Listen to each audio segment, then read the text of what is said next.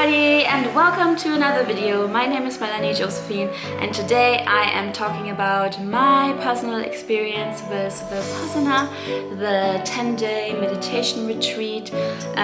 Before I start, I would like to say, please keep in mind that this is only my personal experience. Your experience, if you want to do it in the future or if you have done it in the past, is most likely, not just most likely, I'm pretty sure it's going to be different. So I am not trying to tell you that this is how it's going to be for you or this is how it should be or anything like that. Just keep in mind it's only my experience. I'm not trying to judge anybody. And yeah, with that being said, let's jump into the video. So just a little forward in terms of the structure of this video, because there's actually quite a few things to say, as you can imagine, because it's been 10 days in silence and yeah, now there's a lot to talk about. So the way I've structured this video is, in the beginning I'm going to talk about my learnings, then I'm going to talk about my overall experience from day 1 to 10, what were the ups and downs and so forth and so on, and then I'm going to talk about my challenges, and at the very end I'm going to tell you whether I am going to recommend this or not, so stay tuned. So first of all, I hope that I've gathered all of the learnings, because there were so many. However, at the retreat you are not allowed to have pen and paper, so I couldn't write down each day what were my learnings. At the end of every day before I went to bed, in my head I was kind of like replaying the day a little bit and thinking about what did I learn this morning, at lunch, in the afternoon, in the evening, and then I went to sleep, but I couldn't write these things down. So I've tried to memorize as best as I could what it actually was or is that I've learned. Also, I had this idea that maybe in a couple of weeks' time I could make another video about how my experience and what I've learned translated now into my everyday life. I'm gonna see how much I will have to say, but if I think that there's quite a few things to share, then I'm going to create another video about that. So the first thing that I want to say, actually the two biggest learnings that I've had at VIPASSANA, which has only just finished yesterday for me, so this is a very fresh memory, is more gratitude for life. Now, I want to say that even before VIPASSANA, I was already a very grateful person, and every single day I thought about what I'm grateful for. I may not necessarily have written it down every day. I know some people do that, but I always say do whatever works for you, and sometimes I want to write it down, sometimes I don't feel like it, but most days I just think in my head about what I'm grateful for today. And yes, but I feel as though my gratitude for life and for little things have much more intensified. For example, this morning was the first time I went back to my day job, and I just felt so much gratitude for just being able to get up and see people in the street, being able to do whatever I like, go wherever I want, get on the tube, on the overground, go into shops, just really be present and enjoy life, every moment of it. And also I noticed that even way more than before, I say I get to do this rather than I have to do this, because when we think about it, there aren't that many things that we really have to do. Most things are really our choice, and so I really realized that I get to do these things. I get to go to work, I get to go shopping, I get to see my friends, and so on. So, and another thing I want to share before the course, I don't want to say that I disliked fruit, because that would be wrong, but I was just like not eating enough fruit and kind of dreading it a little bit. I was just like, oh, I need to eat some more fruit, or I must eat this apple now because it's good for me, but it's just, I was always like that. And now after the retreat, I feel like it is such a joy, it is such a luxury to have all these fruits, all this food available, and I can just choose whatever I like, and I'm just so grateful for that. And yeah, the second biggest learning is clarity. On day 7, I was lying in my bed at night and I was thinking to myself, I have never felt as much clarity as on that day in my entire life, I think, as far as I can remember. But I received so much gratitude through this, gratitude and clarity. And I must tell you that before I went, I didn't go with a whole lot of expectations, because I don't think that's ever a good idea to expect when this is something that is so unexpected. You can't really know what your experience is going to be like. But what I did do, because I was looking for clarity, is I wrote down questions, and it was my intention to have these questions answered during the retreat, which is something that I can really recommend. Just make sure that it is an intention and not an expectation. And I did get all of these questions answered. Maybe one or two were like, I'm still a little bit like, is that the answer? But pretty much, it was pretty much answered. Yeah, so those are my 2 biggest learnings. But then I had learnings on top of that, which were, during the retreat, you are asked to sit up straight during the meditations. And even though I don't know if anybody can see it through for all of the meditations, but I definitely had so much progress.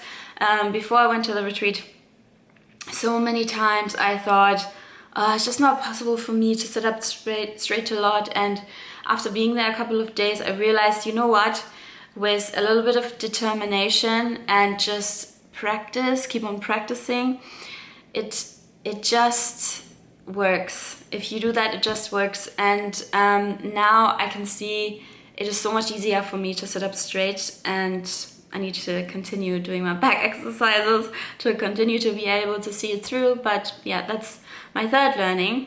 My 4th learning, I don't want to go too much into detail about the meditation technique. You can look it up if you're interested.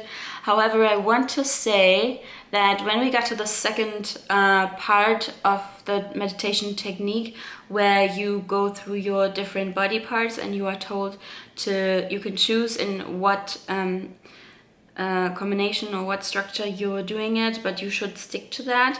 And it just immediately made click. Not actually in terms of the meditation, that too, but in terms of life and how I work.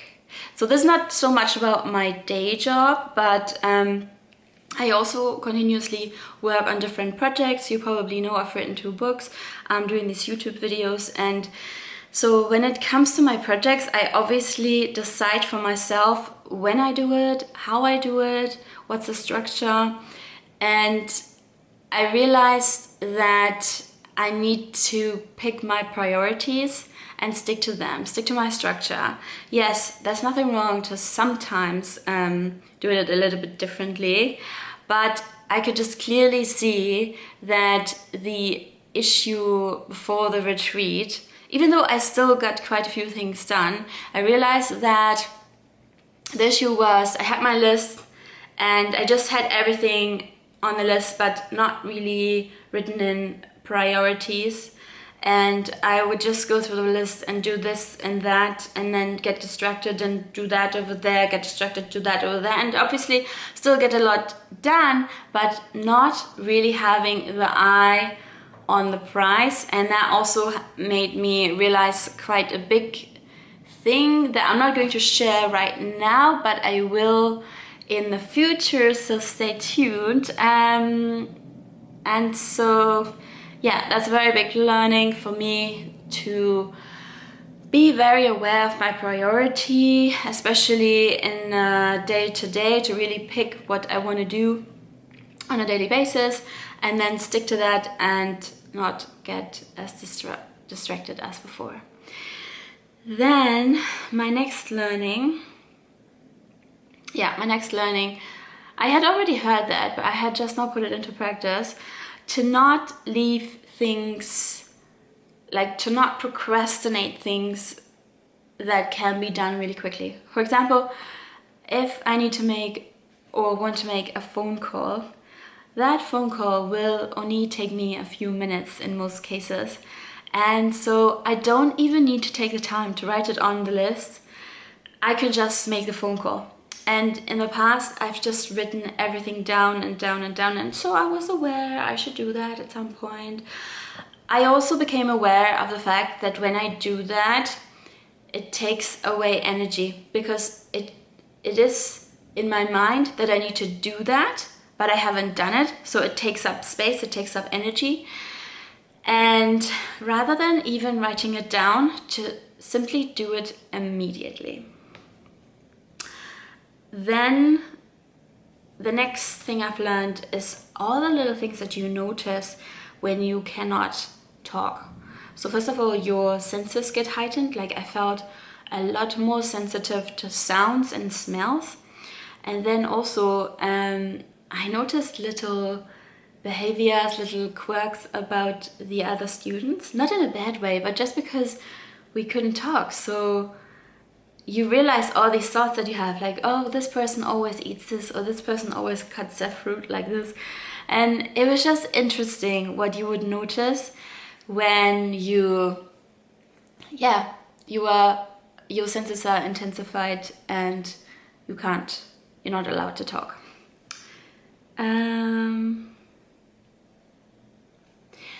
I also realized on the last day, when the silence is lifted and you're finally allowed to talk again, how alike everyone is. I mean, during the silence, I kept asking myself, do I only think about this, or do I only have this issue? Do I only struggle with this? And I mean, I kept reminding myself, well, we as human beings aren't actually that different, so it can't be that I'm the only one struggling here.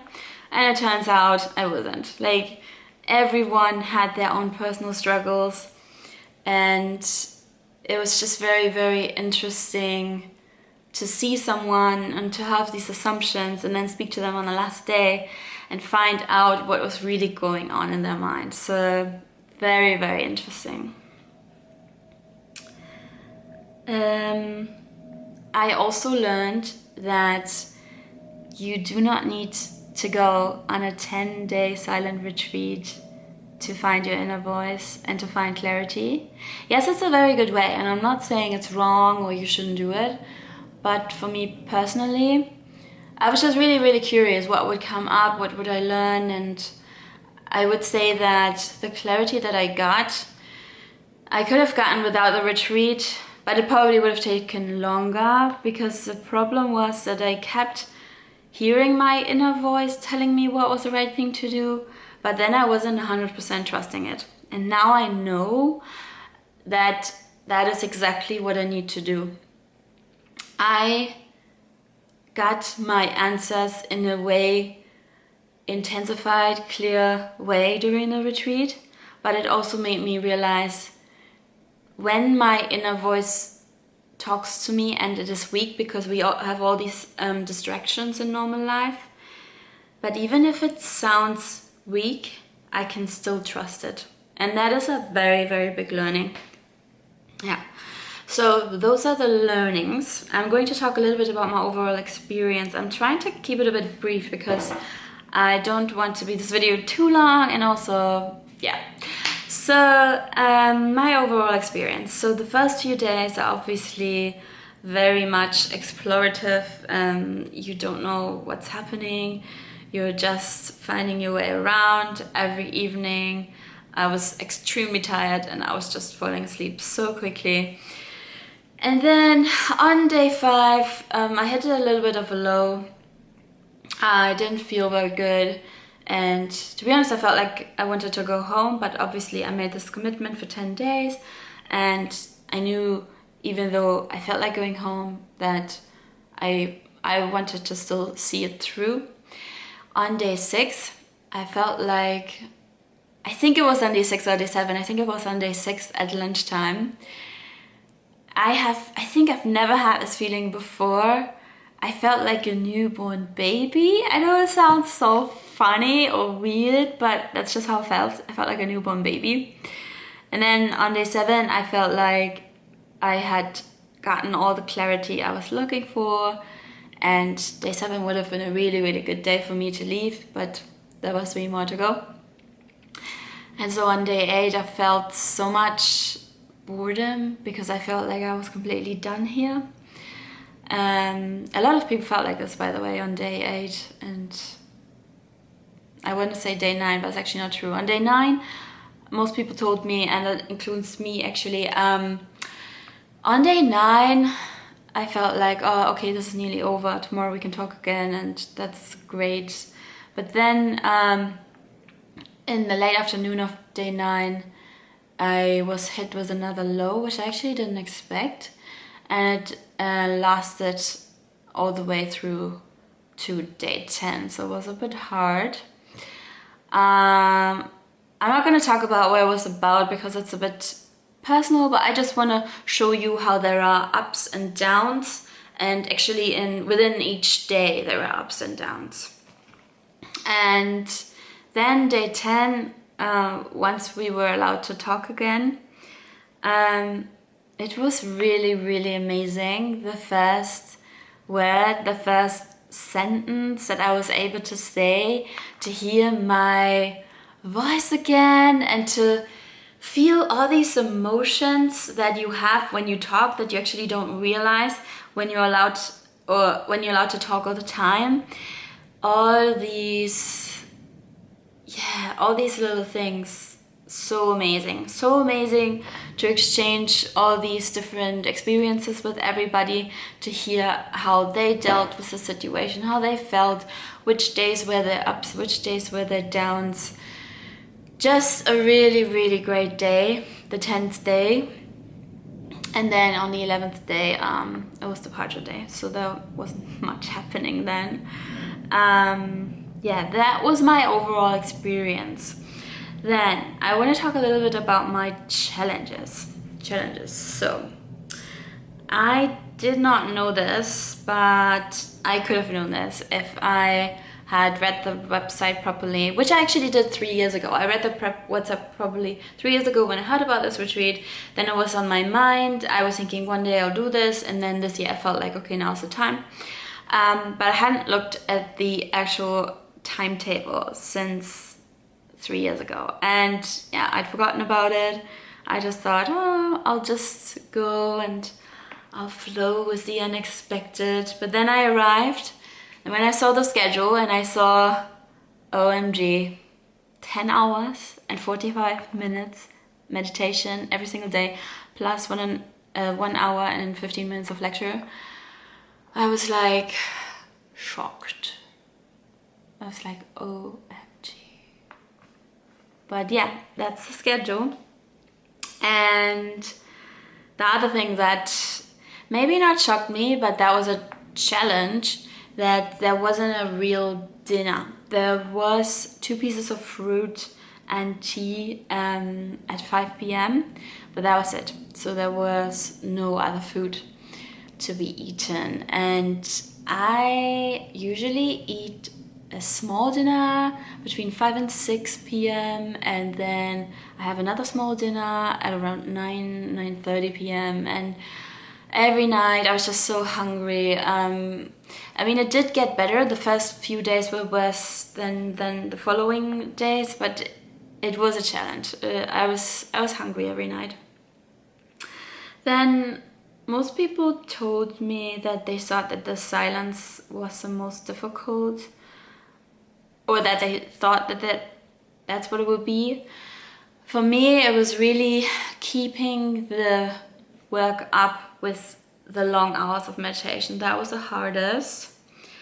And not having my phone or my computer and being in silence wasn't the biggest issue, but keeping up with those long hours.